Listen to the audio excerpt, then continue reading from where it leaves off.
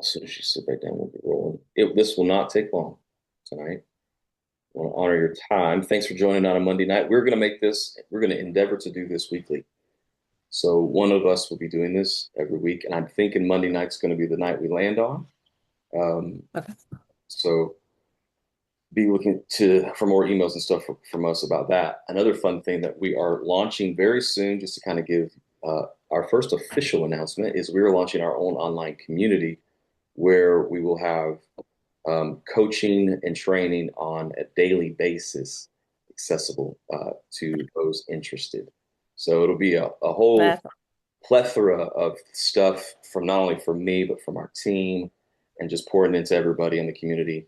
And so I'm hoping that we get that launched here within the next few weeks. So yeah, just gives everybody a chance to get into our ecosystem and learn and grow, and we can share with each other as well. You know what I mean? So excited about that. All right. Today I want to talk about ads, regular old school ads. I was at a golf outing on Friday, and the guy that I was partnered with, he owns a roofing company, and he spends about $24,000 a month on ads and Google ads and Meta ads. And I asked him if he thought he was getting a good return on his investment as far as leads and the quality of those leads. His answer was a resounding no. He said he used to get a better return. The leads seemed to be more qualified, um, and they were actually real people instead of just spam bots, which a lot of ad activity when people interact with an ad is spam. And so people are paying per click and they're getting charged from some robot to click their ad. And that's not a good lead. So I gave him this strategy that I want to give to you guys tonight. We're recording this, so we'll share it with everybody else that could make it. Um, the first thing when it comes to ads, we don't need to rush into them. Most people look at their ad spend as the only way to get leads. And I get it. If you need to branch out past your circle, the one way to do that is with an ad. But a lot of people just set an ad out there, like just don't put a lot of thought into it, don't put a lot of consideration into it. They just think they checked all the boxes. They set a budget, they set it, forget it, and they go on their way. And they just get mad every time Google charges their account because it doesn't seem like the return is worth the investment.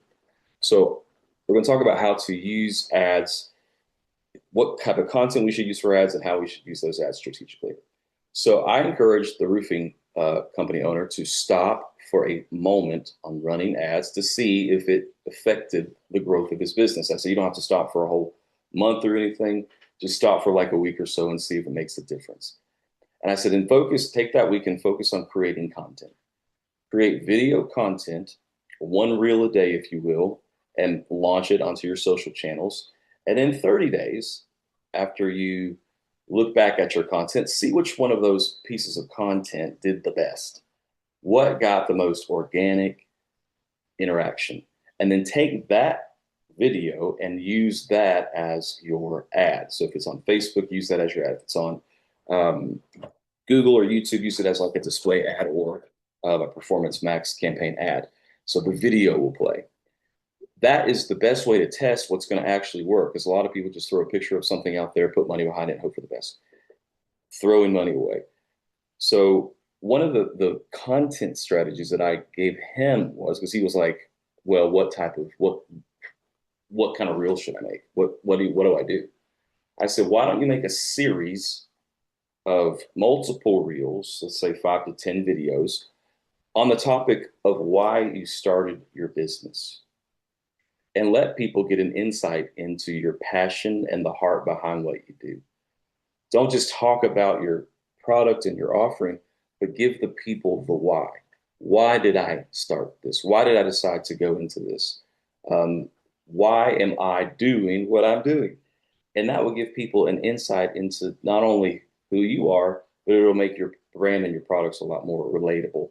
Because I've said it over and over again, but once people connect to you, they will connect to what you do. And that's the first. So I told him heavily invest in your organic content and let people know a little bit more about you than you're letting on.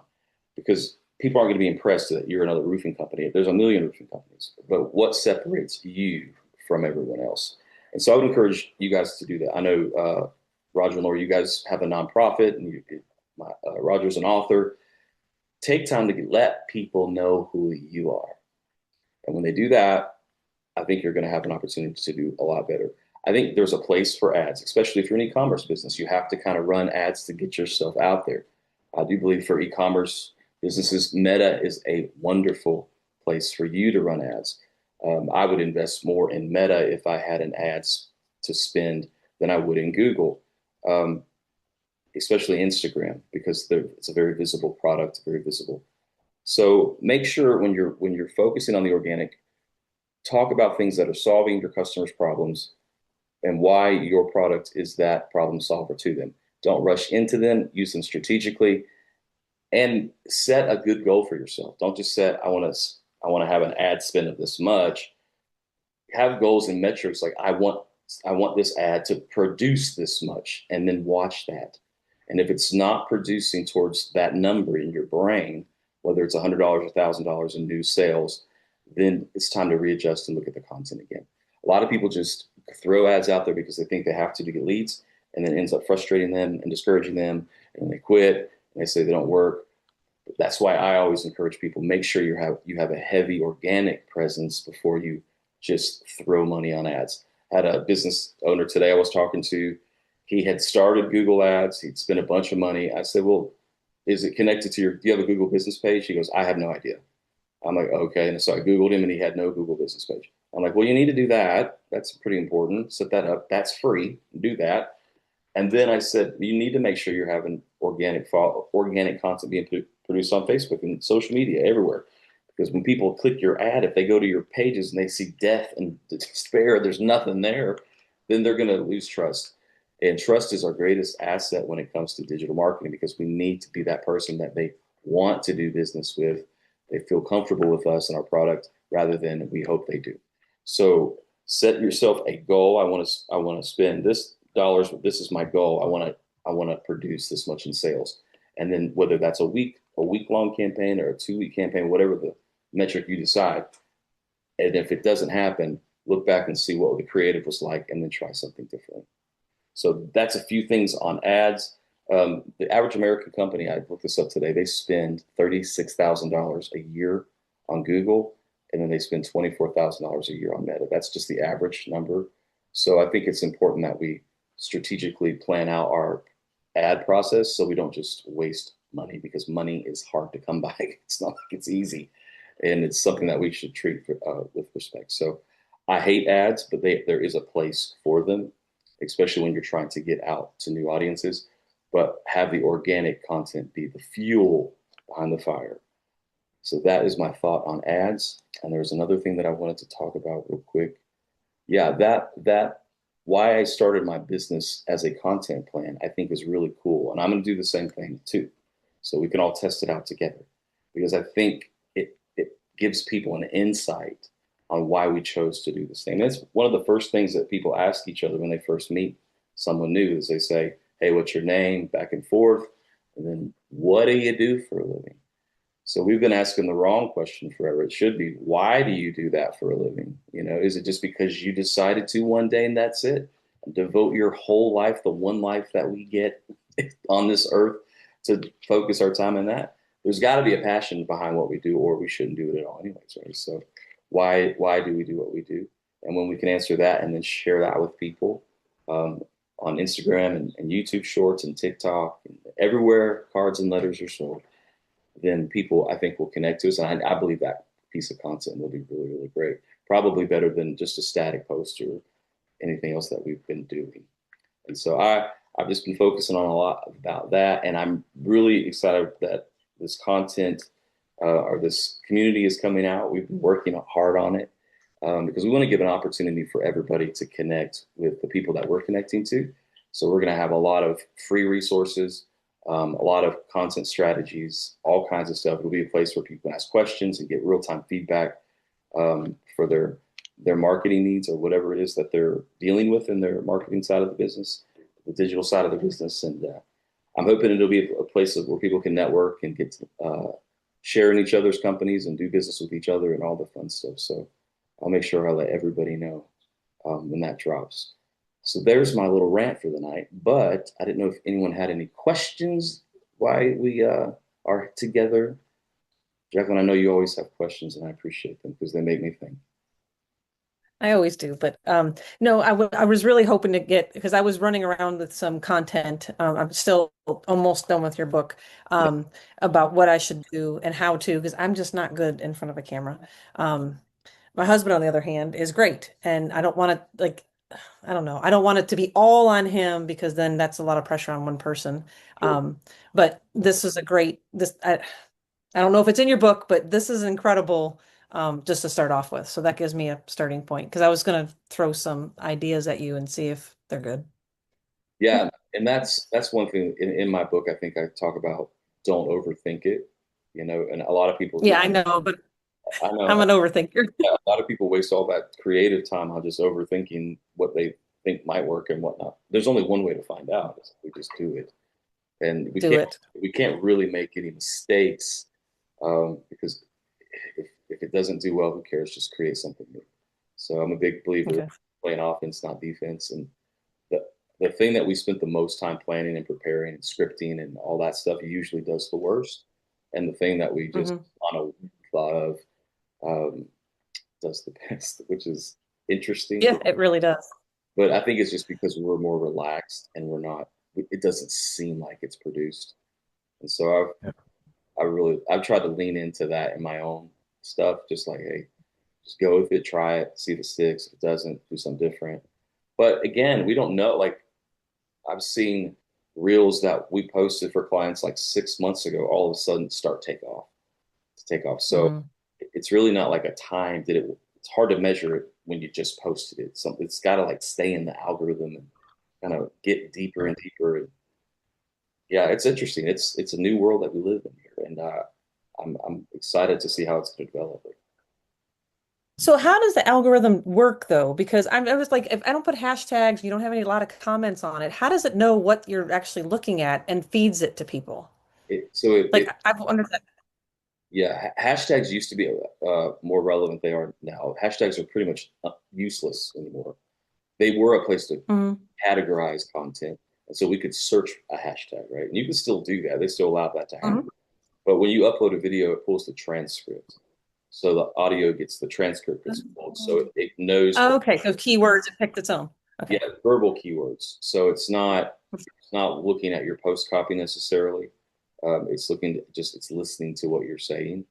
So that's pretty exciting. So that's how it knows to get it in front of those who may be interested in what you're doing because they've said Okay. things or searched for things in the presence of their phone, and the phone is listening. And so, yeah, Okay. That makes sense. yeah, it's wild actually that you can just talk to a friend about something and 20 minutes later start seeing that type of content come up if you're scrolling through social. It's insane, and people are You don't do that to your kids' phones when they're not on them?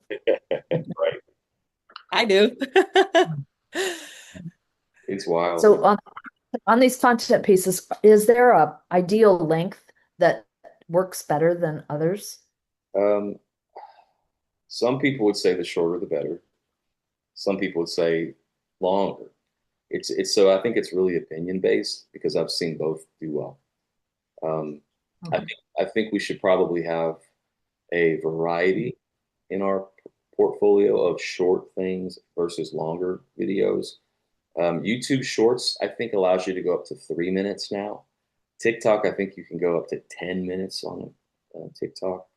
Instagram's still a minute and a half, I believe, unless they changed it again. It's been back and forth. And then Facebook, obviously, for Reels, it's the same. So I would just test different types of links and see what your audience is connecting to the most. Because if they're connected, if you hook new people real quick with a short video, then they'll probably research and look at your longer videos. So the goal is to just get them, and then once you get them, to keep them.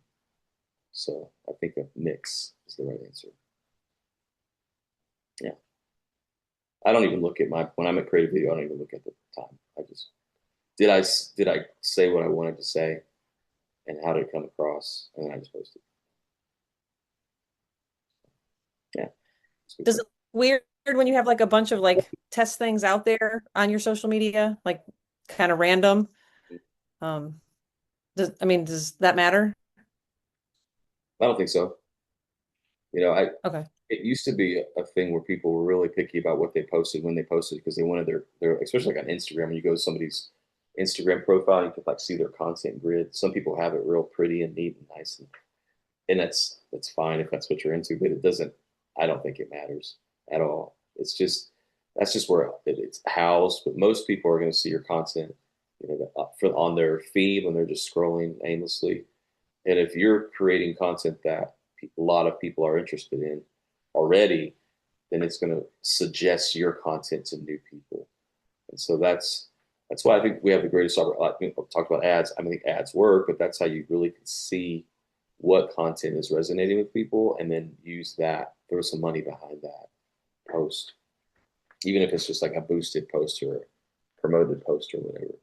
Because I think people get really turned off if when they see that sponsored letter next to a post on social, because they know there's a gotcha somewhere, and people are just tired of being got. They still go get, they're just tired of being got. So um, I'm always leery about that. But yeah, it's a good question. Anything else before we wrap this wonderful 20 minutes long? I did pretty good tonight. I'm trying to keep like 20, 25 minutes on Mondays because I know everybody's so busy. Yeah. No, we appreciate it. Do we need to sign up for like the next one on Monday, or is Uh, there going to be another one tomorrow? we're going to send, there will not be one tomorrow. Uh, Okay. we'll send out another invitation for next week. Um, Okay. as the community is almost launched, we will make sure everybody has all that information if they're interested in joining. Okay. And then one more, and I promise it'll be the last one. How do we get a hold of you? You said we can email you if we had questions. Yeah. What's the best way to do that? So the email that we're going to use to fill all the questions is just contact@adamloomis.online. And so our team's Okay. checking that, and if there's, it'll either be me getting back to you or one of our team members getting back to you through that. Plus, that gives us some time to, if there's questions that come in that we can create content for these type of events or for the community, that's awesome too. So yeah, keep the questions coming because it helps us. Awesome. Thank you so much. You're welcome so much. Well, you guys have a wonderful evening, and don't do anything I wouldn't. Yeah, appreciate it so much. All right, guys. Thank you. Bye.